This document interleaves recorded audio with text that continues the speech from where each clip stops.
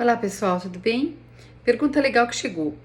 A paciente falou assim: eu tenho um embrião com 8 células grau 3. Ele, conforme cresce, ele pode melhorar esse grau?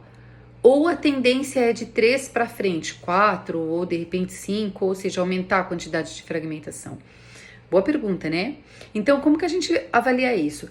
Primeiro de tudo, o que é a fragmentação?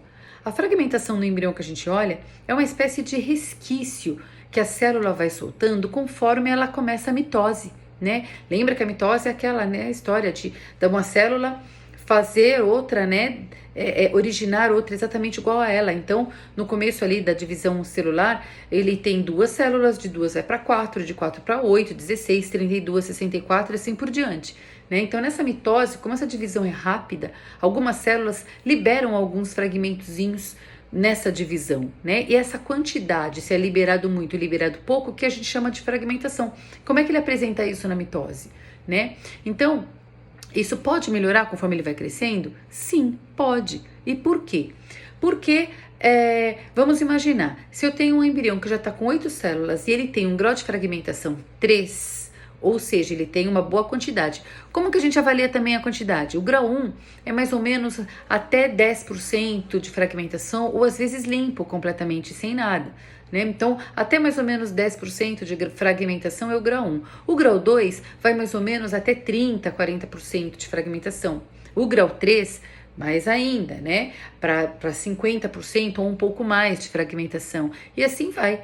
Então, se hoje eu tenho um embrião com 8 células que apresenta essa quantidade de fragmentação, ou seja, de resquícios, se mais tarde ou de repente amanhã eu avalio novamente esse embrião e ele está com 10 células, com 12 células, enfim, com 16, ou seja, maior que ele está, e a produção de fragmentos conforme a mitose acontece não se modificou, mantém a mesma, concorda que em relação ao tamanho do embrião, a quantidade de células que ele tem, eu vou ter menos quantidade de fragmentação em relação a quando ele tinha 8 células? Certo? Então é por isso, aí nesses casos, o grau de fragmentação diminui. Entende? Se é 3, ele pode virar 2 e de repente até 1. Então, isso tudo varia de embrião para embrião, o quanto o embrião produz esses fragmentos na hora da divisão celular. Então, é isso. Ele pode sim diminuir, contanto que ele cresça e acabe não aumentando a quantidade de fragmentos que ele gera durante a divisão celular, durante a clivagem. Tá bom? Qualquer dúvida, pergunte aí. E compartilhe esse vídeo para quem quiser, né, para quem você saiba que possa querer saber dessas informações e para ajudar mais gente. É isso.